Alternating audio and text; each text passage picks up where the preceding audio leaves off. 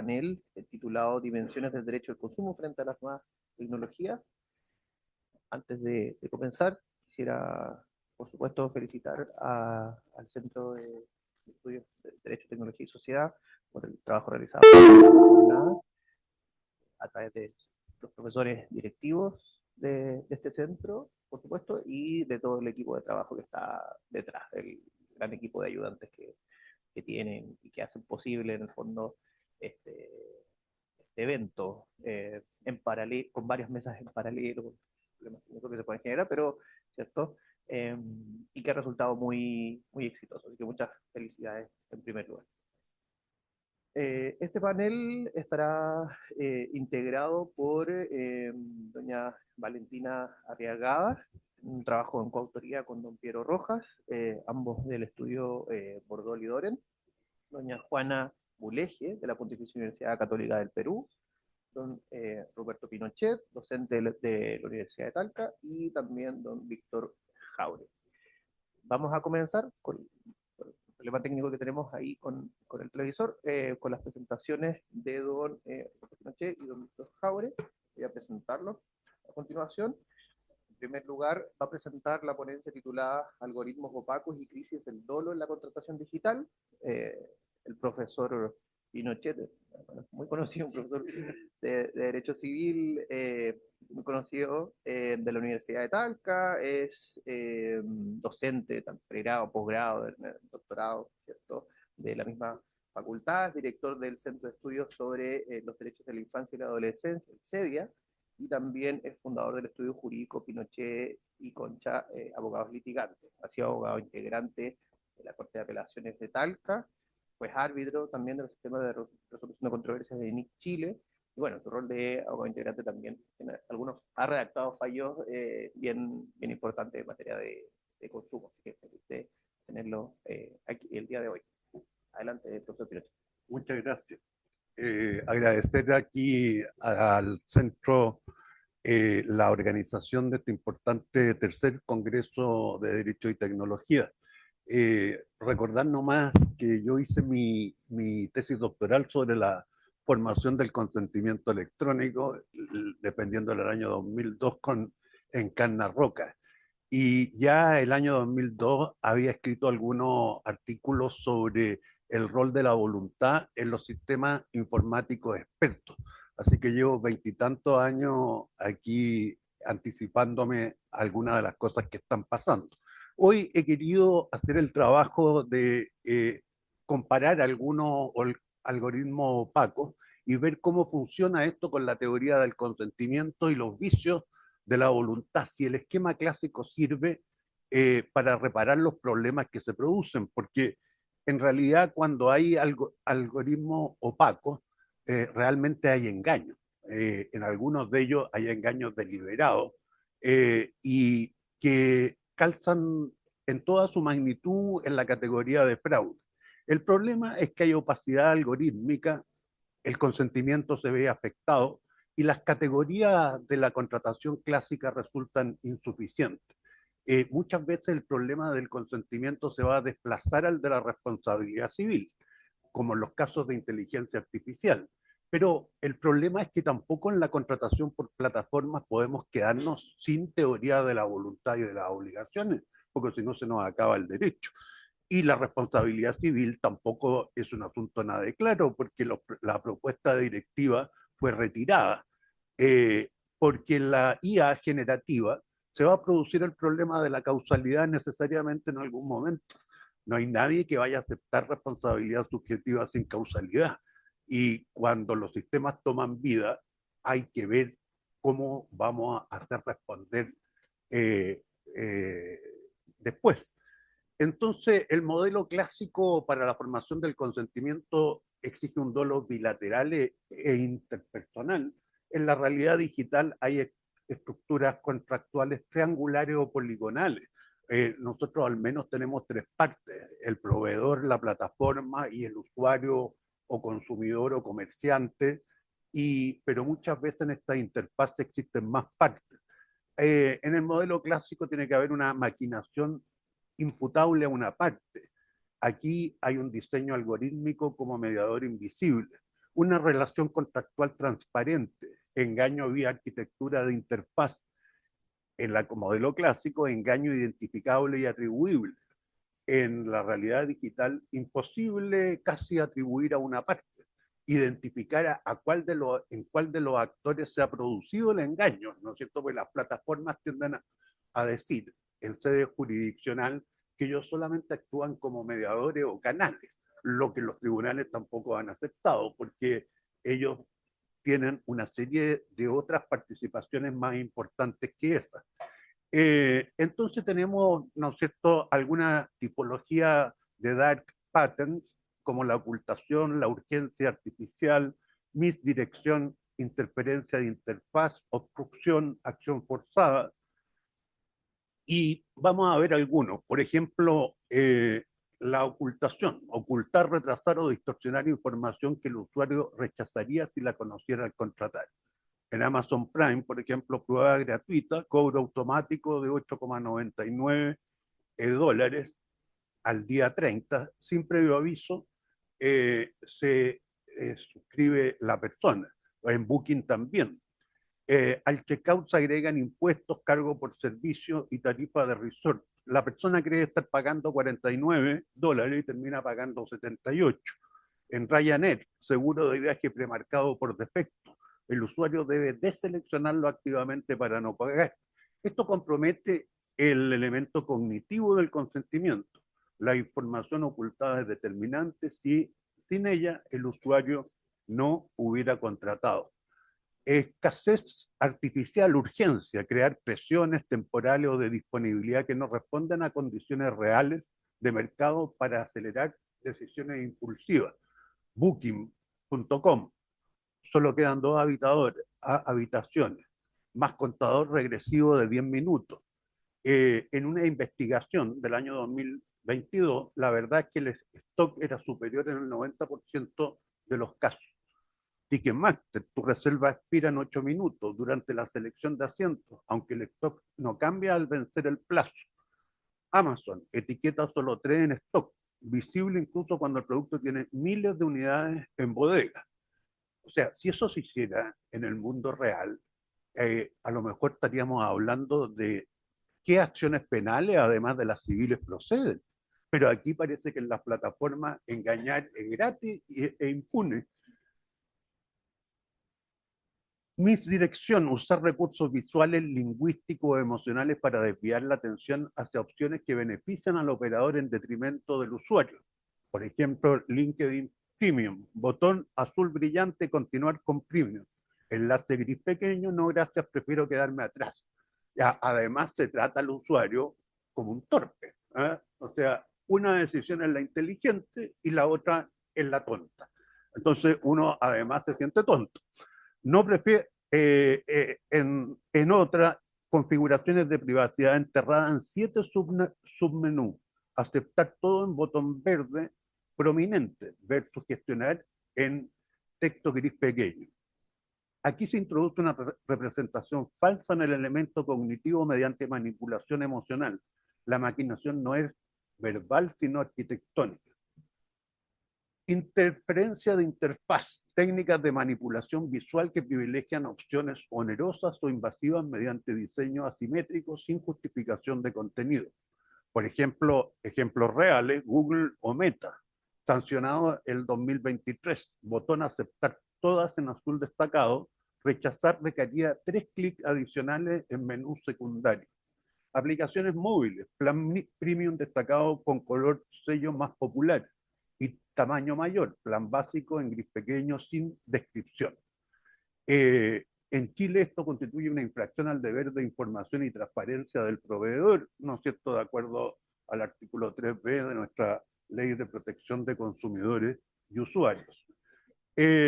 La obstrucción, diseñar procesos de entrada sencillos y procesos de salida deliberadamente difíciles, frustrando el ejercicio de derechos legítimos. En el New York Times, la suscripción online en 2 clics, cancelación solamente por llamada telefónica en horario restringido. 2023, nada más.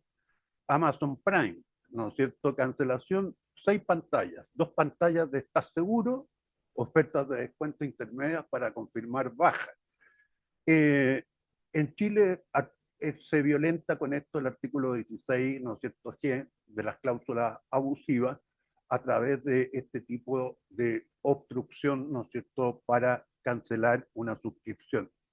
Las acciones forzadas imponen acciones adicionales no deseadas como condición de acceso a funcionalidades básicas, forzando cesión de datos o compras no queridas. Por ejemplo, en Facebook, configuración por defecto maximiza el sharing. Acceder al mínimo requería recorrer más de 50 opciones de privacidad. App gratuita, comparte con 3 amigos o paga $5 como condición para descargar contenido premium. La cesión de datos de terceros es forzada. O sea, la cesión de datos de uno casi es inconsciente, pero que uno puede acceder de datos de terceros, de amigos, ya es mucho más cuestionable. Esto compromete la libertad de la voluntad, la acción es consentida bajo coacción estructural, no hay alternativa real. Se aproxima el límite entre dolo y fuerza como vicios autónomos. La ingeniería social, explotar dinámicas psicosociales, prueba social, gamificación, atención capturada para prolongar el uso más allá de los propósitos del usuario. TikTok, ¿no es cierto? Autoplay sin punto de término natural, causa pérdida de control temporal documentada en estudios de neuroimagen. LinkedIn, 23 personas vieron tu perfil esta semana. Mejora a Premium para ver quiénes. Prueba social como gatillo de descripción. ¿Eh? App de delivery. Tu vecino Juan pidió esto hace 10 minutos. Trending en tu zona. Prueba social fabricada para inducir pedidos impulsivos. No encaja en el engaño clásico del dolo, pero sí en la noción de arquitectura de elección que suprime la deliberación. Entonces, hay algunos de estos patrones que afectan el elemento cognitivo, otros el elemento volitivo, como la urgencia artificial, la ingeniería social y la libertad de la voluntad. Vamos a terminar antes, así que, porque tratar esto no tendría fin, porque se van abriendo puras preguntas nada más. ¿Cuál es la arquitectura jurídica eficiente con que vamos a tener que enfrentar estas cosas? Porque la teoría clásica del contrato y obligaciones, ni siquiera la reformada en el Código Civil alemán, en el BGB o en el Código Civil francés nos sirven para esto. O sea, hay que ir a la generación de un nuevo derecho. La validez del contrato, vicios del consentimiento no nos sirve. Se ha pensado que las respuestas por mientras en Chile, en ausencia de legislación, sería llevarlo a la responsabilidad civil del empresario. Porque ahí los estándares para eximirse son tan altos que es casi imposible. Es casi una responsabilidad del tipo objetiva. Y en otros casos, ¿no es cierto?, cuando no se puede probar daño, la acción de enriquecimiento injustificado. En Europa también están en problemas, porque el febrero de 2025 se produjo la retirada de la Directiva de Inteligencia Artificial. La Comisión Europea retiró la propuesta ante la presión de grandes corporaciones tecnológicas. El vacío persiste. En Chile no tenemos estatuto específico, así que se ensaya nada más por mientras esto de la responsabilidad del empresario y el enriquecimiento injustificado. Como conclusiones, primero, el dolo clásico es estructuralmente insuficiente en la contratación digital. Segundo, los dark patterns engañan sin declaraciones falsas, esquivando el artículo 1458. Tercero, el bajo valor de las transacciones digitales hace ineficaz la nulidad relativa. Cuarto, la tutela migra de la validez del contrato hacia la responsabilidad civil y al enriquecimiento injustificado. Quinto, propuesta responsable del empresario con estándar de diligencia objetivado como gradiente de intensidad ajustable. Estas solamente son propuestas porque, como decimos, el problema es complejo y lo único que estamos constatando nosotros son una serie de problemas de la arquitectura clásica que se muestra insuficiente ante los nuevos problemas como manipulan, ¿no es cierto?, los algoritmos y los patrones oscuros a las personas y a los consumidores en la toma de sus decisiones de contratación. Muchas gracias.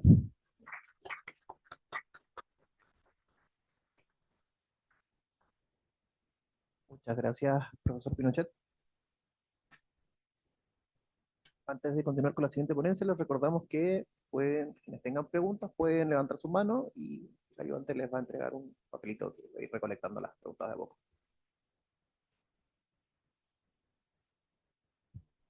Vamos a continuar con la ponencia titulada Dolo por diseño en Legal Tech, Deceptive Patterns, Consentimiento Electrónico y Responsabilidad Civil en Chile, de don Víctor Jaure. Él es estudiante de Derecho de último año de la Universidad Autónoma de Chile, es procurador y además es integrante, ayudante de la Academia de Derecho Civil de la Universidad Diego Portales. Se ha desempeñado también como ayudante de Derecho Civil en su universidad, ha participado en congresos. Su línea de investigación se centra en Derecho del Consumidor, Inteligencia Artificial y Deceptive Patterns, con especial énfasis en consentimiento y responsabilidad civil en entornos digitales. Doy la palabra a don Víctor. Muchas gracias. Bueno, en primer lugar, no quiero perder la oportunidad de agradecer por estar en este panel con alguien que ha servido como base para mi tesis, grande estudio, como este profesor. También agradecer a la organización del evento por considerar a estudiantes, a este mismo tiempo, un amigo de la Universidad Diego Portales está presentando en el aula magna, así que nos sentimos muy felices de poder como estudiantes estar ante una comunidad académica muy notable como esta. Y sobre todo agradecer al público presente y al moderador también, que magnífico. Bueno, eh, en el mundo digital, contratar se ha vuelto casi invisible. Un clic y ya estamos dentro. Comprar un pasaje, suscribirse a una plataforma, aceptar un servicio, todo ocurre en cuestión de segundos. Pero salir eso es otra historia. Salir es básicamente entrar en un laberinto. Aparecen pasos adicionales, opciones escondidas, confirmaciones innecesarias. Y de pronto uno termina preguntándose, ¿por qué algo tan simple se vuelve tan difícil? Y entonces surge la pregunta que guía esta ponencia. ¿Estamos frente a una mala experiencia de usuario o ante un problema jurídico de fondo? Con esa pregunta quiero comenzar porque el fenómeno que yo propongo analizar no está solo en el contrato electrónico, sino que en algo anterior y más silencioso, que es el diseño mismo de la decisión contractual. Mi exposición se va a ordenar en tres partes. En primer lugar, voy a explicar el fenómeno de los dark patterns y dentro de ellos, la categoría más grave que se denomina deceptive patterns. En segundo lugar, voy a sostener por qué estas prácticas pueden ser leídas jurídicamente como una forma de dolo por diseño. Y en tercer lugar, voy a proponer sus consecuencias jurídicas, especialmente en materia de consentimiento y responsabilidad civil. La idea central es sencilla, pero básicamente sus efectos son profundos. Porque si el diseño induce a error de forma deliberada, entonces no estamos solo ante una mala interfaz, sino que estamos ante un problema jurídico. En otras palabras, la interfaz deja de ser un elemento neutro y pasa a ser un instrumento capaz de afectar la voluntad contractual. Y eso en el derecho importa y importa mucho. Ahora bien, también es importante que seamos precisos desde el inicio porque no todo problema en la interfaz es jurídicamente relevante. Por eso propongo esta distinción fundamental, que es los dark patterns, como ya lo señaló el profesor Pinochet, que son diseños que presionan, incomodan o introducen fricción. Y por el otro lado, tenemos los deceptive patterns, que son diseños que no solo influyen, sino que directamente engañan. Y esa diferencia no es solo técnica, sino que es jurídica, porque una cosa es persuadir y otra muy distinta es inducir a una falta de representación de la realidad contractual. Miremos la realidad, porque esto no es un problema teórico, sino que es un fenómeno que ha ido en evolución. En el año 2021, el estudio que realizó el CERNAC detectó que el 64% de los sitios web analizados en venta online utilizaban estas técnicas. En ese momento, esto se entendía como un problema de malas prácticas o un diseño agresivo. Pero el fenómeno no se detuvo, porque a nivel internacional, estudios recientes por la OCDE en el año 2024 muestran que este fenómeno no solo persiste, sino que se ha expandido de forma significativa, alcanzando que el 76% de los sitios web incorpora algún tipo de patrón de diseño que influye o distorsiona la decisión del usuario. Y aquí no estamos frente a una anomalía, sino que a una práctica que se ha extendido, porque ya siendo el año 2026, el problema no solo sigue presente, sino que se sofisticó. porque los patrones son más sutiles, son más estructurales y son más difíciles de detectar. Esa evolución nos obliga a dar un paso más, pasar de hablar de dark patterns en general a identificar a aquellos que por su capacidad de engaño pueden ser jurídicamente relevantes como los deceptive patterns.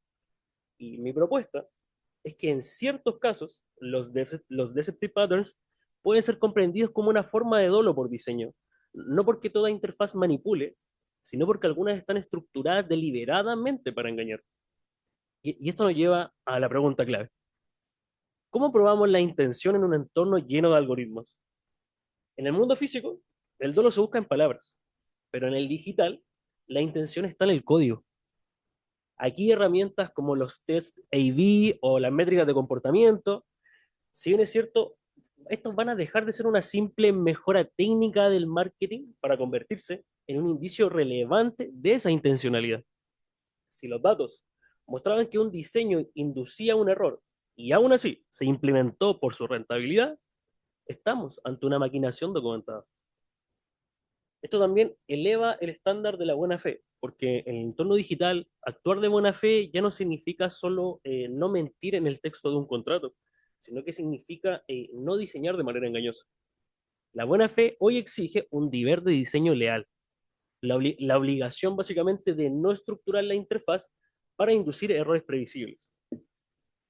Cuando este deber se infringe mediante un diseño planificado, el error del usuario deja de ser una equivocación y se convierte en el resultado de un dolo por diseño.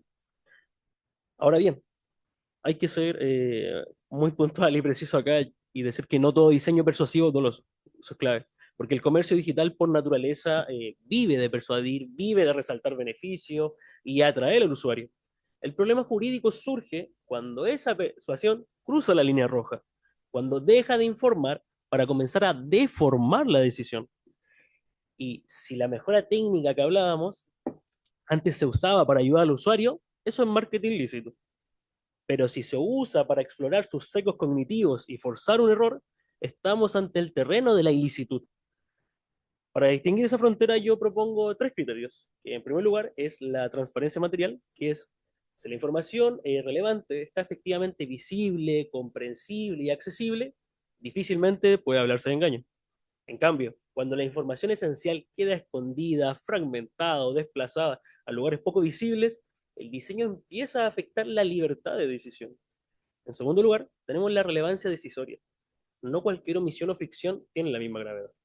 El punto central es si aquello que se oculta, que se desplaza o se dificulta, tiene incidencia real en la contratación. Dicho de otro modo, es si el usuario habría decidido distinto con la información clara, entonces el problema deja de ser menor. Y en tercer lugar, la estructuralidad del diseño.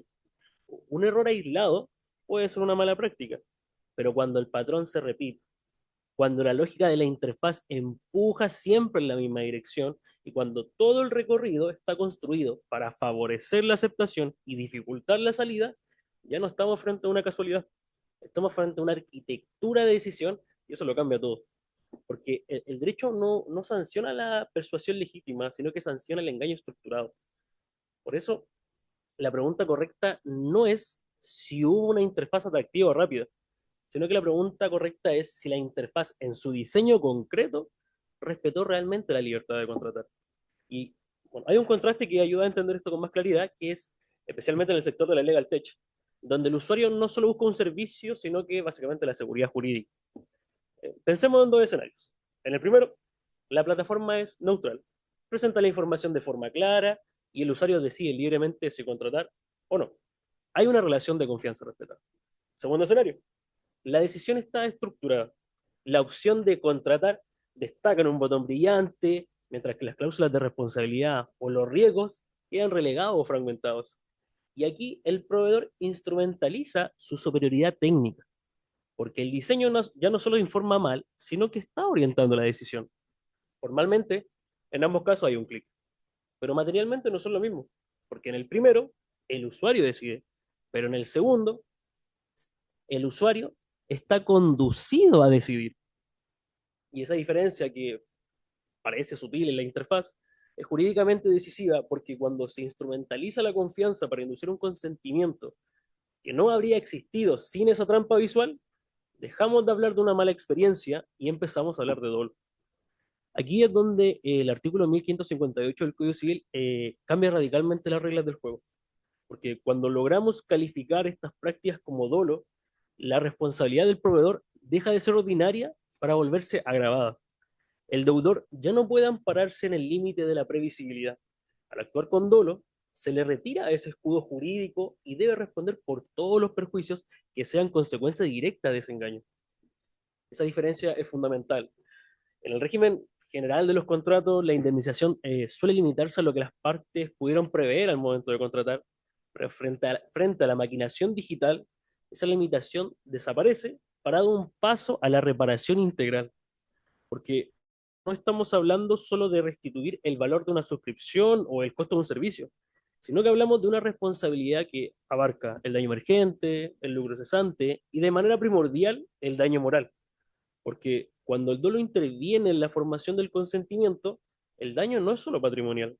Lo que se lesiona es la esfera de autonomía del sujeto, su libertad de decidir sin ser conducido por un algoritmo. Y esa angustia, esa frustración deliberadamente provocada por una interfaz atrapante, es un perjuicio extra patrimonial que el derecho debe reparar. Ahora bien, para que esta responsabilidad se active, el dolo debe ser determinante.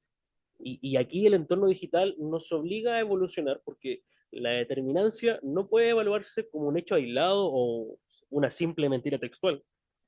Porque en la era de la economía de la atención, el engaño es un proceso sistemático. Es la suma de múltiples decisiones de diseño, desde la fragmentación de la información hasta el uso de sesgos cognitivos para dificultar la salida de un contrato. Cada una de estas capas, por sí sola, podría parecer una elección estética, pero en el conjunto construyen una arquitectura de la decisión que anula la deliberación del usuario. Y si esa arquitectura conduce sistemáticamente a una aceptación que no se habría producido bajo condiciones de transparencia, estamos ante un dolo determinante. El derecho, por tanto, no puede seguir evaluando el código de una forma fragmentada, sino que debe reaccionar frente a la maquinación técnica como un todo. Y es precisamente aquí donde la teoría del dolo digital cobra toda su fuerza práctica, porque no podemos quedarnos solo en la crítica al diseño, sino que hay que dar el salto a la sanción civil. La calificación del dolo es sustancial por la potencia jurídica que tiene, porque al invocar el artículo 1558 de nuestro Código Civil, le quitamos al infractor ese escudo de la previsibilidad, porque el dolo agrava la responsabilidad. El proveedor ya no solo va a responder por lo que esperaba que pasara, sino que debe responder por la reparación integral, incluyendo el daño moral derivado de esa manipulación. Bueno, y si alguien en esta sala cree que esto es una anomalía jurídica insalvable, lo invito a que miremos hacia el norte.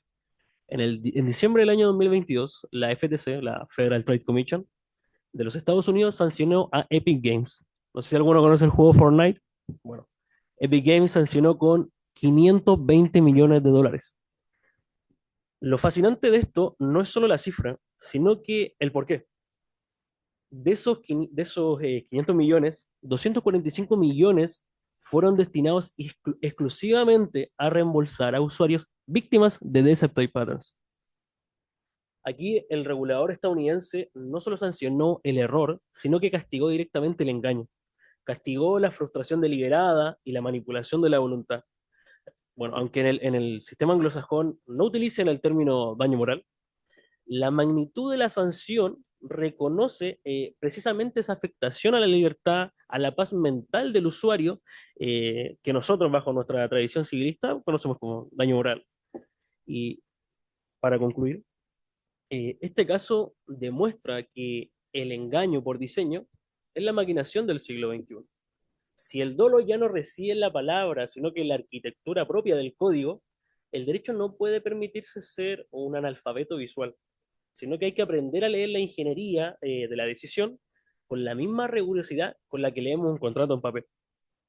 Y cierro con la convicción de que el artículo 1558 es nuestra mejor herramienta para enfrentar ese desafío, porque no podemos permitir que la sofisticación tecnológica diluye la protección de la autonomía, porque al final del día, si una voluntad puede ser guiada por un diseño antes que por una palabra, ¿podemos seguir llamando libre a un consentimiento que ha sido prediseñado en un laboratorio de datos?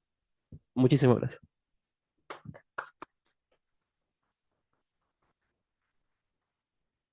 Muchas gracias, don Víctor. Bueno, vamos a continuar ahora con las presentaciones de doña Valentina Arriagada y de Juana Buleji.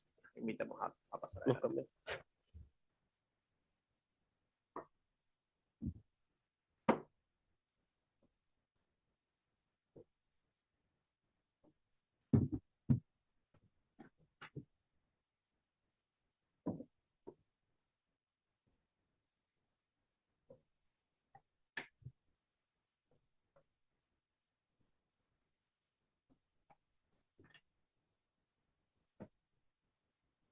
Vamos a comenzar con la ponencia de doña Valentina Arriagada, en coautoría con don Piero Rojas, que está titulada Dimensión colectiva de la protección de datos, desafíos y propuestas para su protección.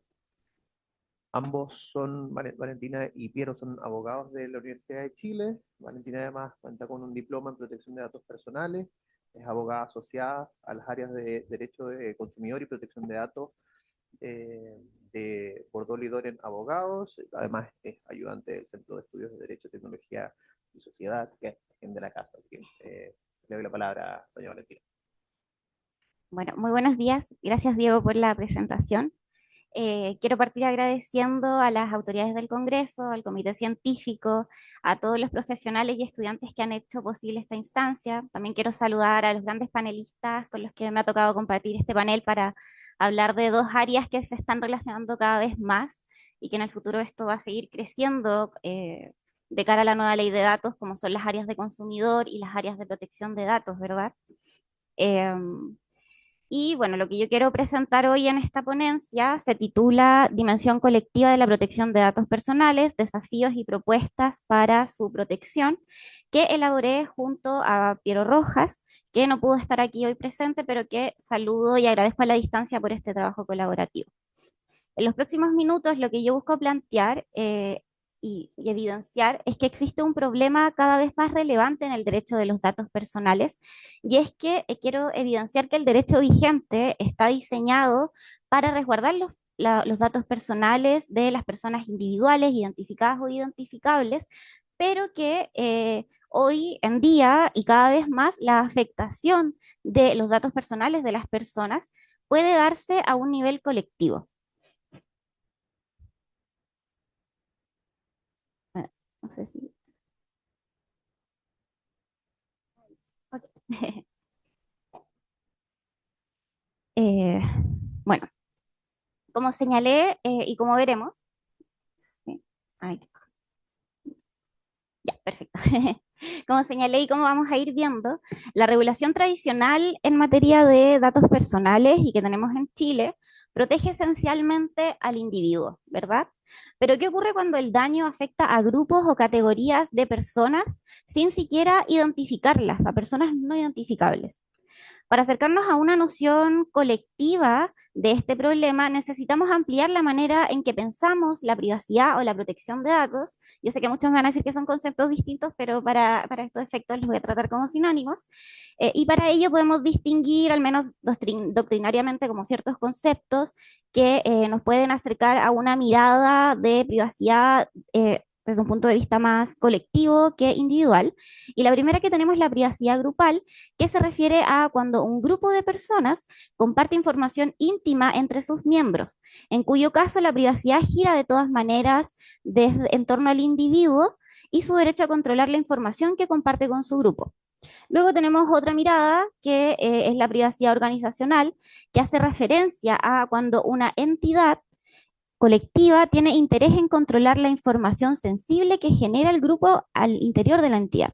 Y en este caso, la privacidad se amplía para proteger al grupo como un todo, centrándose en el secreto de sus actividades a nivel colectivo.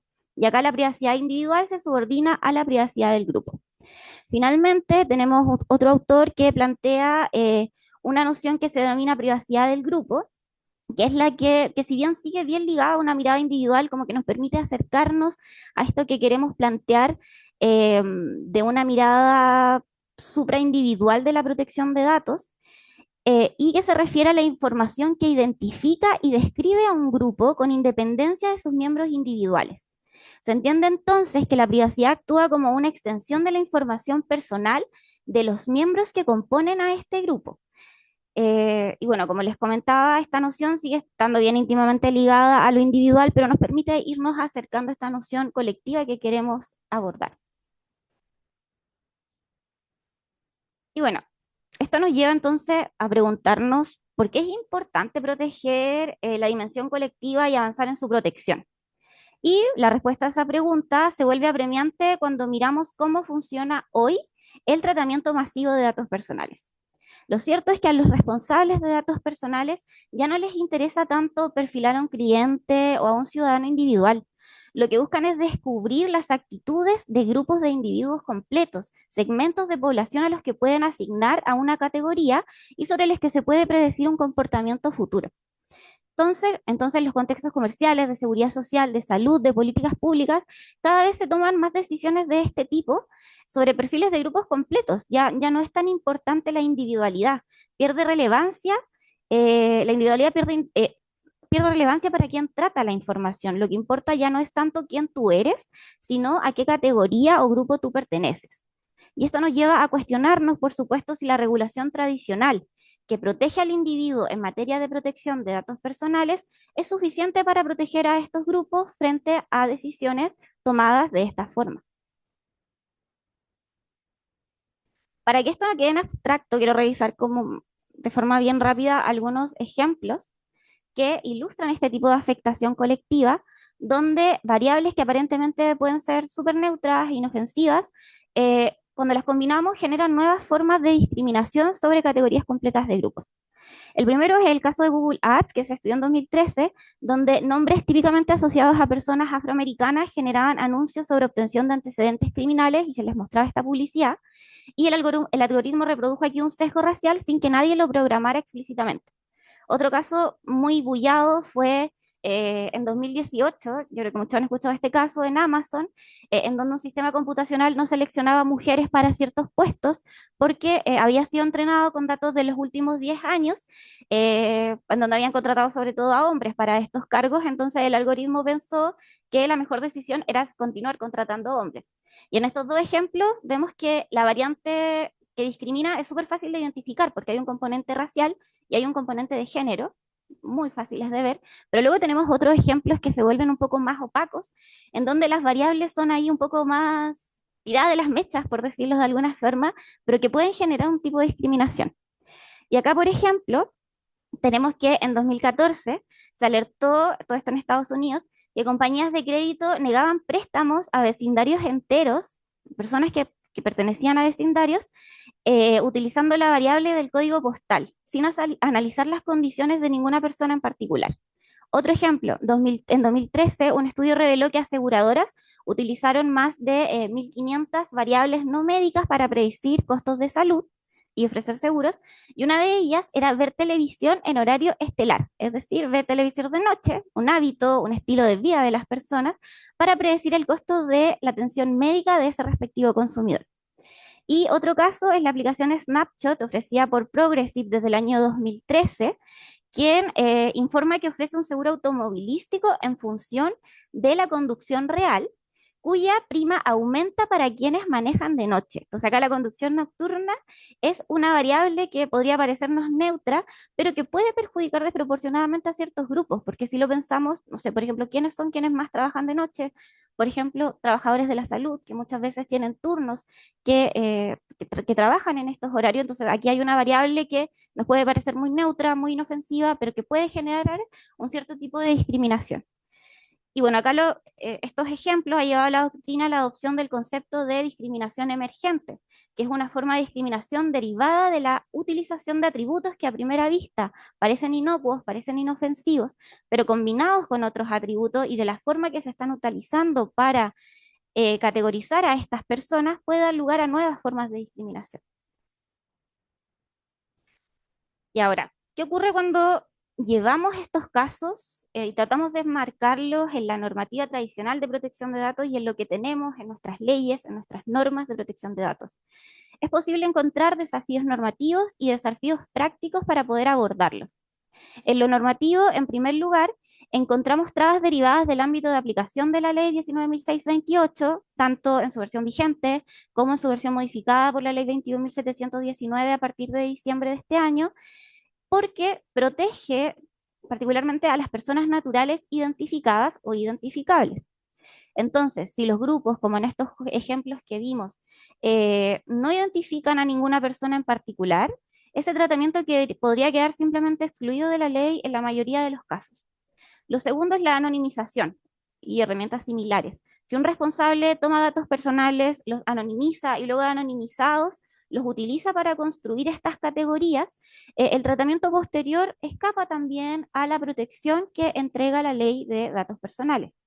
Y la tercera es que las herramientas disponibles que nos entrega la ley son solo individuales. Por un lado, no vemos acciones colectivas, pero además el artículo 8 bis, que protege al individuo ante decisiones automatizadas que pueden afectarle significativamente, no protege frente a la creación de categorías potencialmente discriminatorias cuando la información ya fue anonimizada. Y si nadie puede ser identificado como afectado por estas decisiones, nadie puede reclamar. Pero también hay desafíos prácticos, por supuesto, porque incluso si la ley cubriera todos estos casos y hubiera herramientas para poder afrontarlos, hay desafíos que podrían hacer poco efectiva esa protección. Por ejemplo, las personas, por el tipo de decisiones de tratamiento, por la existencia de algoritmos de gran opacidad, simplemente la mayoría de los casos no saben que hay decisiones como esta que le están afectando.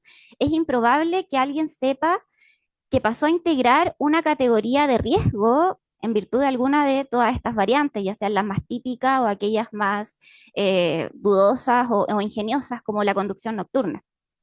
Además, los afectados no se conocen entre sí, entonces hay poca posibilidad de que pueda haber como una especie de coordinación para poder decidir qué hacemos en conjunto. Pero además, incluso quienes pudieran saber, muchas veces también pueden no interesarles.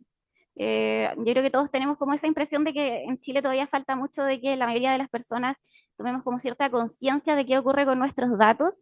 Entonces, simplemente puede haber también una falta de interés. Es perfectamente posible que simplemente no quieran accionar. Por ejemplo, se ha visto que ciudadanos vigilados por cámaras municipales rara vez cuestionan el impacto colectivo de esa vigilancia y muchas veces la mayoría está de acuerdo con la misma, ¿cierto? Entonces, eh, planteado el problema y sus desafíos, la pregunta es, ¿qué alternativas existen para proteger esta dimensión colectiva? Y yo, por supuesto, no tengo una fórmula mágica, así que aquí es solo plantear algunas ideas. Pero la primera propuesta, por supuesto, es introducir la acción colectiva en materia de protección de datos personales. Esta idea, por supuesto, no es nueva en Chile. Estas acciones ya existen en la ley 19.496 sobre protección de los derechos de los consumidores, pero además algo bien interesante es que el boletín 11.092, que es uno de aquellos que culminó con la dictación de la ley de protección de datos, ley 21.719, proponía un artículo 21 que justamente hacía aplicable el procedimiento de protección de interés colectivo difuso de los consumidores a infracciones que afectaran el interés colectivo de los titulares de datos.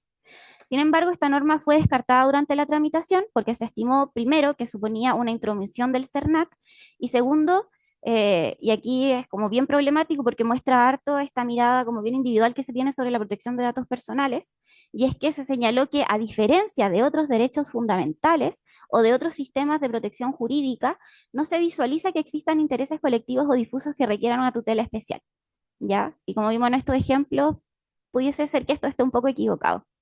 Bueno, sin duda aquí hay un germen de discusión que sería bueno retomar en algún momento, pero que aún requiere repensar y visualizar la afectación de datos personales desde una óptica colectiva, supraindividual, lo que hoy no ocurre. Y un ejemplo de ello, además de lo discutido en el Congreso a propósito del proyecto de ley, es que la Corte Suprema, en una sentencia de 2024, en un caso que CERNAC pierde contra Punto Ticket, señaló que la ley número 19.628 de protección de la vida privada regula materias esencialmente individuales y que no caben procesos colectivos bajo esta normativa. En fin, bueno, como sabemos, la ley 21.719 lamentablemente fue promulgada sin contemplar esta vía y por lo demás su entrada en vigencia va a derogar el artículo 15 bis de la Ley de Protección de los Consumidores, que se refiere a la protección de datos personales en el marco de las relaciones de consumo, entonces se va a volver todavía y todo más problemático en este sentido. Y bueno, otras propuestas que podrían considerarse es, uno, ampliar el ámbito de aplicación de la ley, en concreto, evaluar modificaciones que extiendan la regulación de los tratamientos en que los datos personales son usados como fuente para crear perfiles grupales o categorías de individuos, aun cuando esa información pierde posteriormente la calidad de dato personal por anonimización, si la categoría resultante termina siendo utilizada para afectar a personas particulares. Y una tercera propuesta es dotar a la Agencia de Protección de Datos de atribuciones para actuar en defensa de la dimensión colectiva. Y para cerrar, y sin pasarme en el tiempo, creo, tres ideas centrales. La primera es que estimamos que efectivamente existe una brecha real en este tema.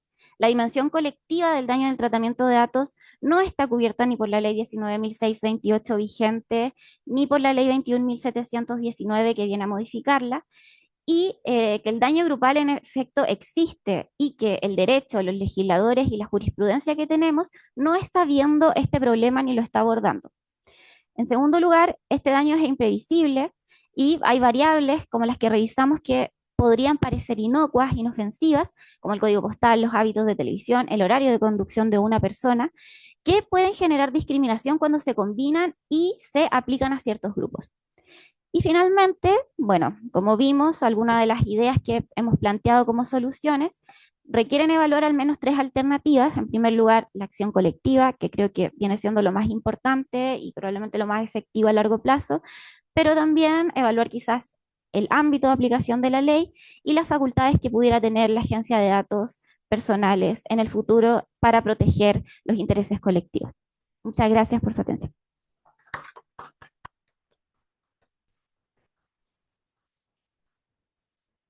Muchas gracias, Valentina. Estuvo muy interesante. Vamos a continuar con la última ponencia de esta mesa, titulada Tensiones regulatorias entre la protección de datos personales y los derechos del consumidor a propósito de la casuística peruana. Es presentada por doña Juana Buleje. Ella es candidata a abogada por la Pontificia Universidad Católica del Perú. Actualmente desarrolla su trabajo de titulación sobre el análisis de datos biométricos y su implementación en plataformas digitales del sector financiero. También es asistente legal del estudio Olaechea en Perú y asimismo ha desarrollado labores de consultoría y asesoría en procedimientos administrativos ante Indecopi y la Autoridad Nacional de Protección de Datos Personales de Perú. Sí. Hola, ¿qué tal? ¿Se me escucha bien? ¿Sí? Ya. Primero que nada quería agradecer a la organización por la invitación, sobre todo por considerar ponentes extranjeros. También creo que en la mesa soy la cuota de casos extranjeros, de peruanos, y también porque veo cada vez más mujeres en eventos así. De hecho, ayer tuve la oportunidad de participar en algunas ponencias y en comparación ayer en esta sala veo más mujeres que ayer, entonces eso siempre es bueno. También porque hay ponentes mujeres en esta mesa, que es súper importante, ¿no?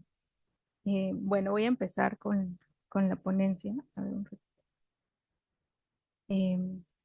mi ponencia se titula Tensiones regulatorias entre la protección de datos personales y los derechos del consumidor. Para dar un contexto de cómo se trata este tipo de casos en Perú, existen dos autoridades, el INDECOPI, que es el Instituto de Defensa de Competencia y Propiedad Intelectual, y la Autoridad de Datos Personales.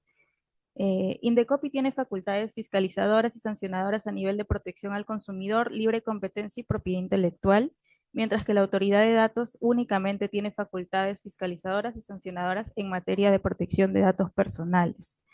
A nivel de protección al consumidor se rigen por dos normas de manera general, que es el Código de Protección y Defensa del Consumidor y el Reglamento del Libro de Reclamaciones, que fue aprobado en el 2011. En materia de datos personales, nosotros tenemos una ley desde el 2011 también, que es la 29733, y el reglamento que recientemente ha sido modificado a través del Decreto Supremo 16/2024. Ambos derechos son reconocidos constitucionalmente. El derecho del consumidor se encuentra en la parte de la Constitución económica, mientras que el derecho a la protección de datos se encuentra en la parte referida a los derechos intrínsecos y de la dignidad de la persona, en el artículo 2, inciso 3, como autonomía autodeterminativa. Perdón. Siguiente, por favor. Sí.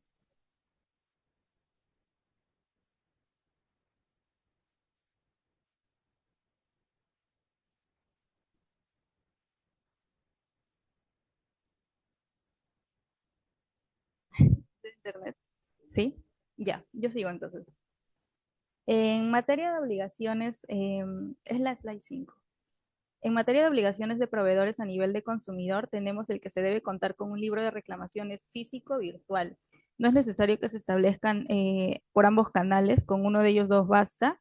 Y también debe colocarse el letrero del libro de reclamaciones en un lugar visible y de fácil acceso para el público. Por el lado de protección de datos, tenemos que uno de las obligaciones más importantes es el deber de informar sobre el tratamiento de datos personales y el solicitar el consentimiento cuando esto sea requerido. Aquí ya vamos entrando un poco en el tema, en la implementación del libro de reclamaciones en materia virtual de manera específica. Se aplican ambas normas. El código de consumo se aplica en tanto se debe contar con el libro de reclamaciones, y ya entrando al reglamento, lo que te establece es que cada hoja de reclamación debe contar con un mínimo de información requerida. La mayoría de esta información que te solicitan son datos personales para que se pueda resolver o se pueda contestar el reclamo que se está presentando por parte de algún cliente. Es ahí donde entra el tema de datos personales, porque hay un deber de informar de cómo se están tratando estos datos que son recopilados por parte del libro de reclamaciones, y estos tienen que cumplir con un principio de finalidad y de proporcionalidad para que puedan ser tratados, informados y posteriormente, pasado el plazo, eliminados. El reglamento lo que te establece es un anexo 1, un formato que a la fecha ha quedado bastante desfasado por el tema digital, pero te establece los datos mínimos que deberían contar a la hora de solicitarlos a los consumidores, ¿no? Entonces el artículo 18 y el artículo 7 te establecen cómo es que se debe realizar el deber de información. Y el artículo 14 únicamente te establece las limitaciones, que es cuando sean necesarias para la preparación, celebración y ejecución de una relación contractual. En el marco de una celebración o una relación contractual, precisamente es cuando estamos en el marco de un pedido de libro de reclamaciones, porque para poder acceder al libro, tú tienes una queja sobre un bien que ya se ha comprado o se va a adquirir. Entonces, no es necesario recabar el consentimiento, pero sí informar sobre cómo se van a tratar estos datos y cuál es la finalidad legítima que precisamente te otorga el código de consumo. Bien. Siguiente. Uno más. Existen casos a nivel de Indecopi, que es la autoridad de consumo, en los que se ha sancionado el solo hecho del deber de informar por haber colocado un checkbox obligatorio en el cual se indique o se solicite al consumidor haber marcado o haber acreditado que se ha leído la política de privacidad. Esto es cómo se tratan sus datos, quién es el responsable, cuáles son los derechos ARCO que se deben, que tienen los titulares de datos para poder ejercer. Entonces, el 10 de septiembre de 2020, una asociación de consumidores interpuso una denuncia por infracción al artículo 150, que es precisamente no seguir el formato de la hoja de reclamaciones que les enseñaba hace un rato, y aceptar y poner como obligatorio aceptar los términos del uso de la plataforma y la política de privacidad. Indecopi hizo la consulta con la autoridad de datos para ver si es que era necesario en estos casos o no recopilar el consentimiento, y la autoridad de datos lo que le contestó es que cuando se recibe un reclamo, en realidad se está en una excepción al artículo 14, que es que no es necesario solicitar el consentimiento, pero sí informar. Siguiente. Entonces, en varios casos así, el solo hecho de poner la política de privacidad como un formato de checkbox obligatorio eh, para que el usuario lo marque antes de enviar el reclamo constituye una infracción a nivel de consumidor.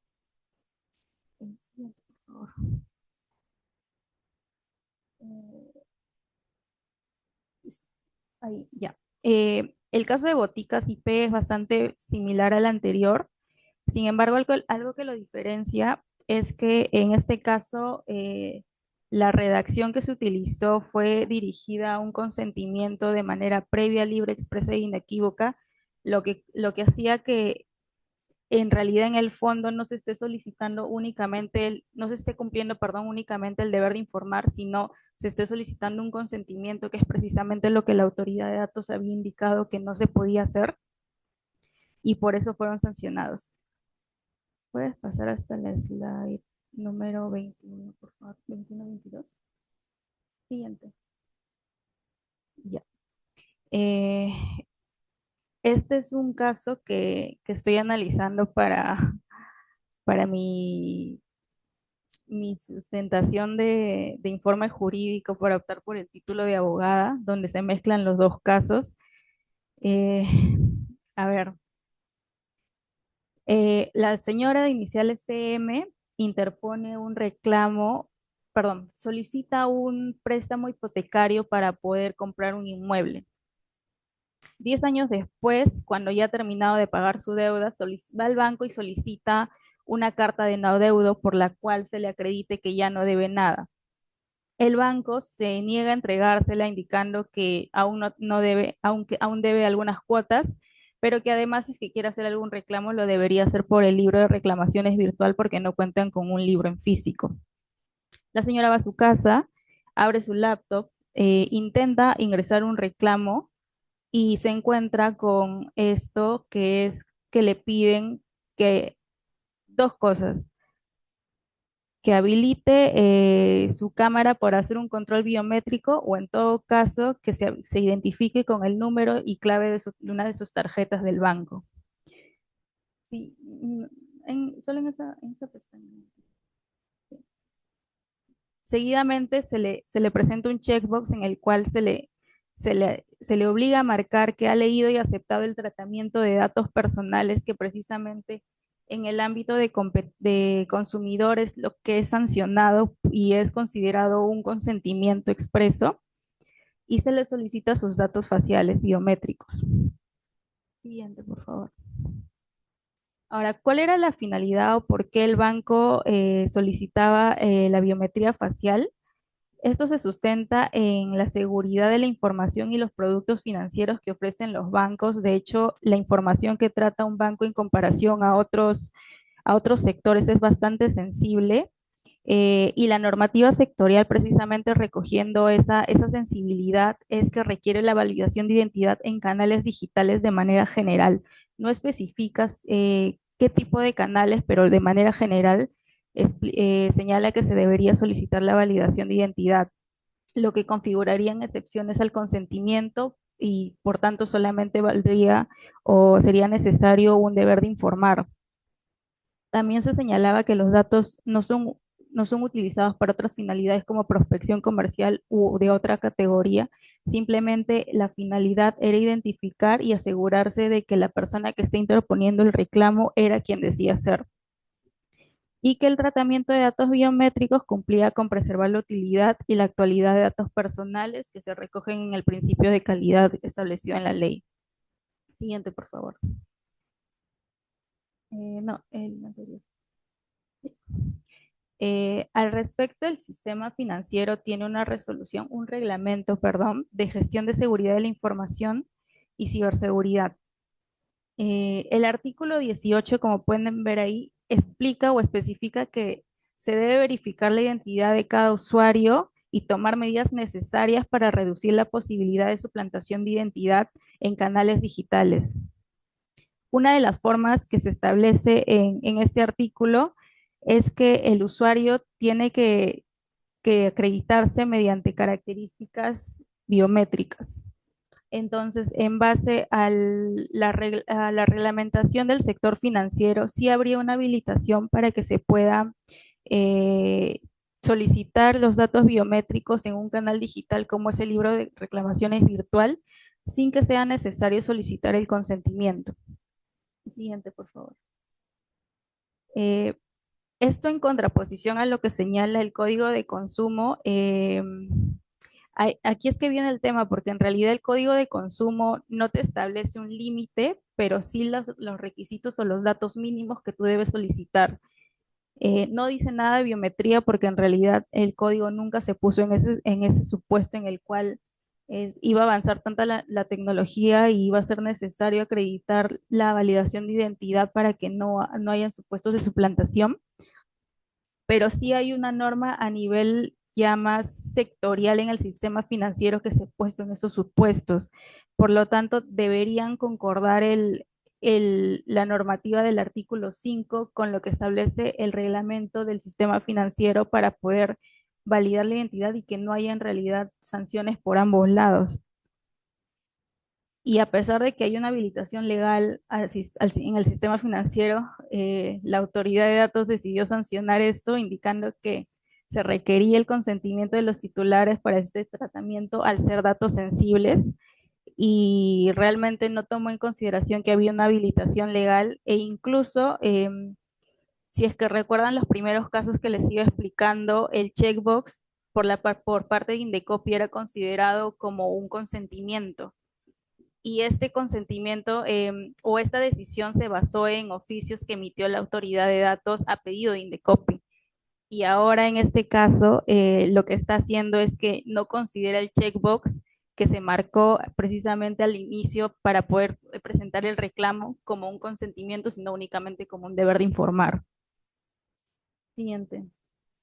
La ley también te establece cuáles son las formas en las que se puede solicitar el consentimiento. En entornos digitales establece que puede ser un clic, pinchar, dar un toque, que es precisamente lo que pasó en este caso, y a pesar de eso no se tomó en consideración.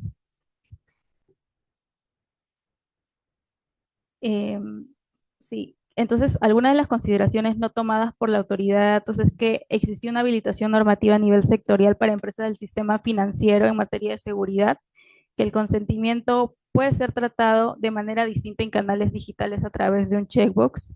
El reglamento a nivel de protección al consumidor no establecía una lista cerrada de datos que se podían solicitar, dejando abiertas en caso el proveedor requiera otros datos que sean necesarios, pueda solicitarlos.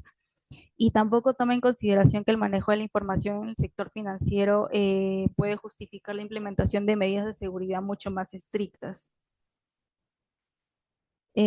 Como reflexiones finales, creo que es importante tener en consideración que a la hora de evaluar una implementación de datos personales, precisamente en diciembre entra en vigencia la ley en Chile, tomar en consideración la normativa de otros sectores, no solamente la protección de datos o la ley que se vaya a entrar en vigencia, sino también tomar en consideración a qué sector o cuáles son las otras aristas que afectan a las empresas a las que vamos a asesorar para poder tener una adecuada implementación de datos personales. Gracias.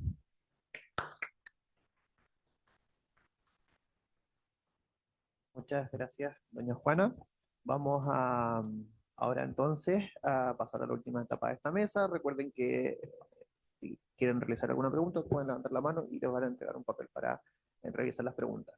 Han estado muy interesantes las ponencias. Le agradecemos a nuestras dos expositoras de esta segunda etapa y a los dos expositores de la primera etapa de esta mesa. Se tratan, por supuesto, de temas muy, muy interesantes que vinculan además áreas que uno podría considerar como cercanas, hermanas, como el derecho al consumidor y el derecho a la protección de datos personales, que además en el caso chileno se caracteriza en el fondo por ir variando un poco las etapas en las cuales se vinculan en estas dos áreas. Nosotros podemos ver una primera etapa antes de la ley 21.398, antes del artículo 15 bis, cómo se relacionaban estas áreas del derecho con fallos relevantes como Ticketmaster, Cofisa, BBVA, Ticketek, por ejemplo, que obviamente ponen sobre la palestra el tema de las acciones colectivas que ha planteado también Valentina, que ha sido muy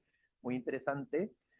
Y con posterioridad, ya bueno, nosotros vemos actualmente en vigencia el artículo 15 bis y sabemos que además a fin de año, a partir del 1 de diciembre, van a surgir nuevos problemas cuando demos por derogado ese artículo. Así que justamente van a tomar mucha vigencia todas las discusiones que se han ido planteando el día de hoy y sobre todo en relación a las acciones colectivas.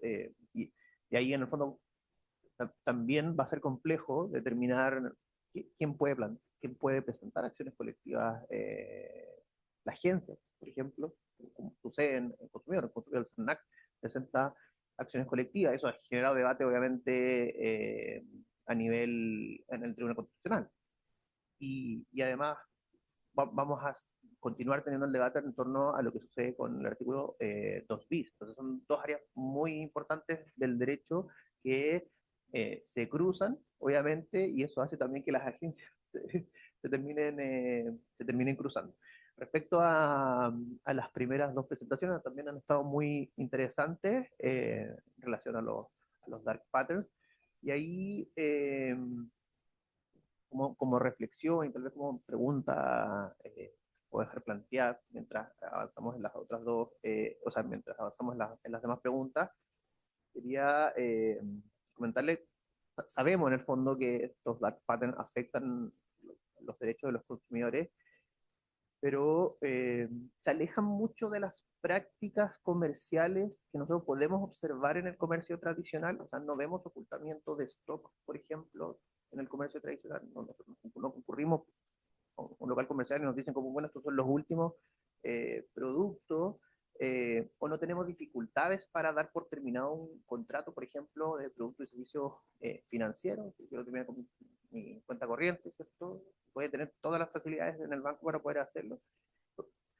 Vemos algunas prácticas en el comercio tradicional que se han replicado ahora y, con la tecnología y cómo en el fondo, qué hacemos al respecto. ¿Sirven las reglas tradicionales?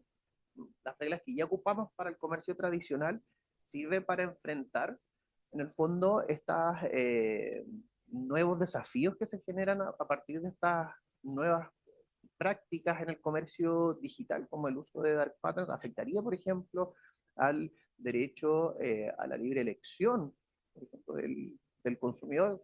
Son obviamente, por supuesto, reflexiones que podemos ir comentando en este espacio que tenemos para las preguntas.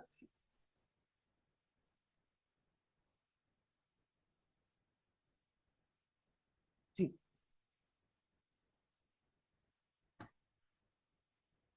Ya tenemos aquí una pregunta de don Nicolás Rosa. Dice, ¿es eficaz aplicar daños punitivos para sancionar los diseños engañosos? Iba más enfocado en las primeras presentaciones. Después de doña Valentina, dice, sin perjuicio de la necesidad de incluir una dimensión colectiva en protección de datos, siempre el daño eh, se materializa de manera individual y puede abordarse por esta vía. ¿O hay una dimensión grupal del daño o afectación que te parece debiera abordarse de manera separada? Iría enfocada en la presentación de Valentina. Víctor Jaure señala si el diseño es creado, estoy tratando de interpretar la letra de todas las personas, es creado por una IA y por la caja negra, no se puede acreditar lo anterior. ¿Cómo se resuelve eso? Aquí hay una pregunta, no aparece el nombre de la persona que preguntó, sino que está enfocada en la exposición del profesor Roberto Pinochet. Dice, los casos que derivan de patrones oscuros son problemas de diseño o arquitectura de los sitios web. ¿Cree que el problema se traslada a la protección de datos personales o solo desde el derecho civil? Otra pregunta para el profesor Pinochet. Dice,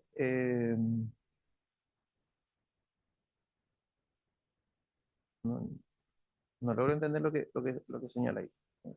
Eh, Otra pregunta dice, ¿podrían ser efectivas las acciones colectivas contra el Estado, considerando que su tratamiento tiene como base la ley? Eso también es muy interesante, por supuesto. Bueno, le voy a dar la palabra en el mismo orden de las exposiciones. El micrófono por ahí. Ah, perfecto. Profesor Pinochet.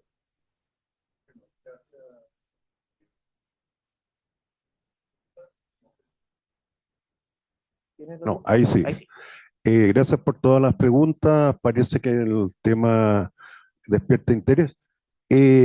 Aquí, bueno, con el comercio normal también los comerciantes recurren a una serie de estrategias, pero yo creo que la diferencia está en el ámbito de las personas alcanzadas, porque si un negocio que está aquí en la esquina, en el barrio Patronato, recurre a algún engaño y todo, serán 200 personas las afectadas.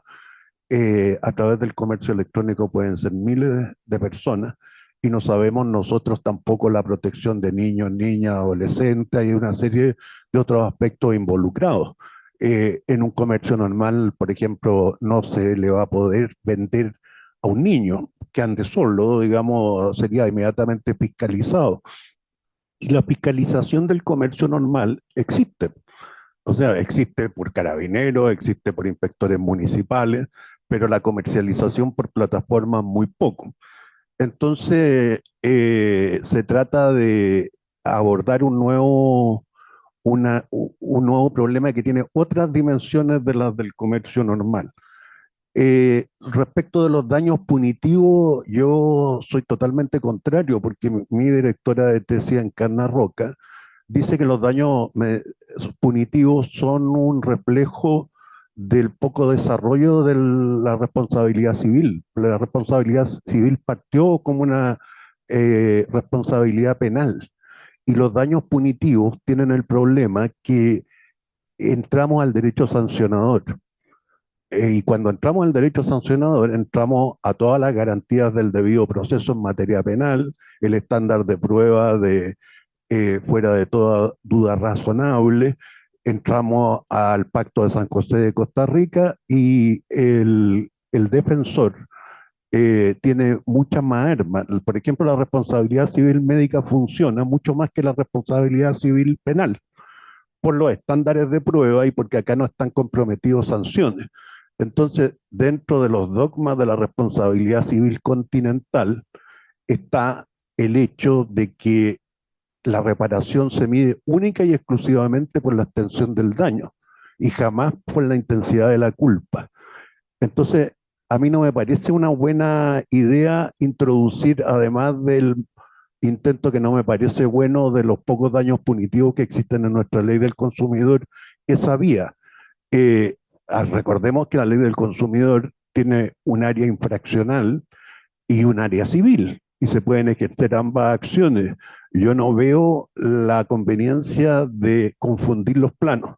¿Ah? En el ejercicio profesional uno ejerce su querella infraccional y su demanda civil, pero el daño punitivo para mí, incluso en la perspectiva anglosajona, es una muestra de poco desarrollo más que algo novedoso. Eh, la afectación de qué área podamos estar viendo acá, si es derecho del consumidor o derecho civil o protección de datos, yo creo que están todas las áreas mezcladas y va a depender cuál es la calidad de que el usuario, consumidor o comerciante esté contratando con plataformas y otros proveedores. Vamos a poder ver, igual que en la vida real, diversos planos de la contratación y diversos planos, a veces superpuestos, como la protección de datos personales o la ley del consumidor, eh, em, y a veces más separados. Pero yo finalmente quiero decir que yo no creo que o sea, yo creo que la contratación por plataforma se induce a engaño, que muchas veces hay dolo de parte de la arquitectura, de parte de la información, del diseño, pero no creo que sea aplicable el artículo 1458, porque no se van a cumplir en general, los requisitos para que el dolo sea determinante. Y cuando el artículo 1458 dice, y por el total de los perjuicios contra los que lo han fraguado, esa es una acción de indemnización de perjuicios normal nomás. No nace del artículo 1458. Siempre se van a tener que reparar todos los perjuicios que han causado deliberadamente ciertas personas. No, no porque se diga en la teoría del consentimiento, sino que por las reglas generales de responsabilidad civil. Entonces, el 1458 no es el que hace procedente la indemnización de perjuicios. ¿Ya? Lo que estamos diciendo es que hay acciones dolosas que al final deben ser, si causan perjuicio, y si no causan perjuicio, pueden encuadrarse dentro de la figura del enriquecimiento sin causa. No, no sé si contesté todo, o si no, me pueden... Sí, bueno, aprovecho de preguntarle, vinculado a lo mismo, ¿usted considera que el uso de dark patterns puede ser abordado dentro, por ejemplo, como una infracción a los derechos básicos de los consumidores? Usted que ha escrito en el Sí. fondo sobre derechos básicos la materia y ha señalado que en el fondo no son derechos programáticos, sino que efectivamente pueden haber infracciones directamente a ese artículo, el artículo tercero, inciso primero. Claro que sí, hay discriminación, hay infracciones al deber de información veraz y oportuna, hay a veces infracciones a los deberes de seguridad. Y recordemos que la introducción del principio pro consumidor admite también funcionalidades en el área de la interpretación y procesales. Por lo tanto, ampliar a toda esta área la protección del consumidor no es difícil, sino que es indispensable. Y ahí nosotros ya estamos viendo cómo el SECNAC está tomando las primeras medidas a este respecto. Muchas gracias, profesor Pinochet. Bueno, le damos la palabra ahora a don Víctor Hauer. Me repite la pregunta, por Sí, favor. sí, claro. Dice, si el diseño es creado por una IA y por la caja negra, no se puede acreditar lo anterior. ¿Cómo se resuelve esto? Eh, Palabra, sí. Sí, ahí está. Bueno, claro, a mí me pasó, sobre todo con el tema que al final es un tema que, por así decirlo, me la jugué mucho. Entonces igual era interesante venir a exponer sobre eso y sobre todo porque quería escuchar lo que decían los demás y sobre todo los académicos. El tema, claro, de la caja negra, yo cuando lo empecé a estudiar,